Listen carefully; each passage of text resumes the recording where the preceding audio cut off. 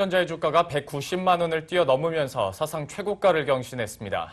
또 포스코를 비롯한 원자재주까지 급등하자 지지부진하던 주식시장이 모처럼 크게 반등했는데요. 역시 주가는 실적의 함수라는 말을 실감할 수 있었던 하루였습니다. 네, 한편 투자자들은 한국 시간으로 내일 새벽에 열리는 트럼프 대통령 당선인의 첫 기자회견에 촉각을 곤두세우고 있습니다. 자, 이와 관련해서 증권부 최종근 기자와 자세히 이야기 나눠보겠습니다. 예.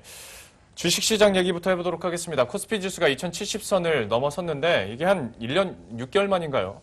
네, 그렇습니다. 오늘 코스피 지수는 1.47% 올라서요. 2075.17로 마감했습니다.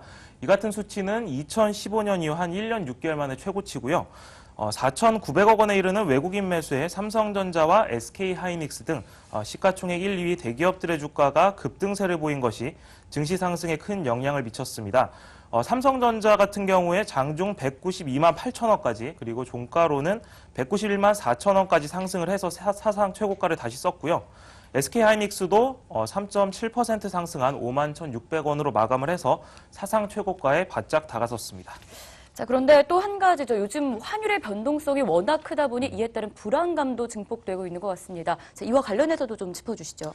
네, 사실 요즘 원달러 환율의 변동성이 굉장히 높은 모습입니다. 네. 하루에도 10원에서 20원씩 급등락을 하고 있는데요. 아무래도 이달 출범할 트럼프 정부의 정책 불확실성이 가장 큰 원인입니다. 또한 이제 미국 연방준비제도 이사회 금리 정책을 둘러싼 잡음이 또 하나의 원인으로 지목이 되고 있습니다. 또 최근에 원화 같은 경우에는 중국의 위안화와 연동되는 모습을 보이고 있는데요. 위안화 가치도 크게 요동을 치고 있습니다. 지난 5일 같은 경우에는 중국 인민은행이 위안화 가치를 8년 8개월 만에 최저치로 고시를 했고요. 그런데 돌연 그 다음날 환율 방어에 직접적으로 나서면서 하루 상승폭으로는 2005년 이후 11년 만에 최대폭으로 또 절상 고시를 했습니다. 얘기를 해준 것처럼 중국 정부의 개입도 최근 들어서 이제 많이 나오고 있는데요. 위안화 환율의 변동성이 이렇게 커진 이유는 어디서 찾아볼 수 있을까요? 아무래도 이제 최근에 달러화가 강세를 보였고요. 또 중국 내 자본 유출 문제가 또 있습니다. 예. 한편에서는 또 미국이 중국을 환율 조작국으로 지정하는 문제 등이 좀 복합적으로 작용을 하고 있습니다. 문제는 이제 중국 당국이 외환 시장의 개입에 나서면서 단기적으로는 좀 안정세를 찾는 모습인데 추세적으로는 심리적인 마지노선인 달러당 7위안을 넘어설 것이라는 전망이 이어지고 있습니다. 전문가 이야기 한번 들어보겠습니다.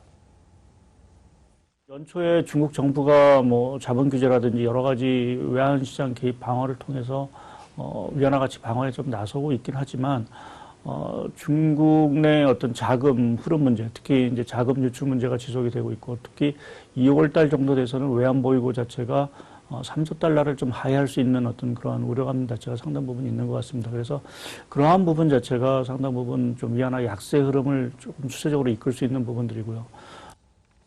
네, 만약 위안화 약세가 좀 계속해서 이어진다면 국내 주식시장도 좀 외국인의 자금 이탈 등 부정적인 영향이 좀 부각이 될 것으로 보이는데요. 이와 관련해서도 또 전문가 이야기 한번 들어보겠습니다.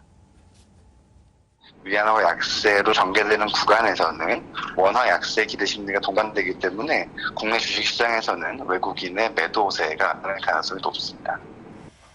네, 또 한 가지 점검할 부분이 있습니다. 우리나라 시간으로 내일 새벽입니다. 트럼프 당선인의 대통령 당선 이후 첫 기자회견이 예견되어 있는데, 자, 여기서 어떤 점을 좀 저희가 주목하면 좋을까요?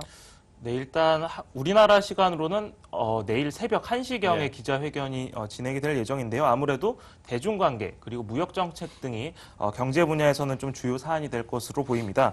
트럼프 당선인 같은 경우에 이제 대선을 치르는 동안 중국을 환율 조작국이라고 비난을 했고요.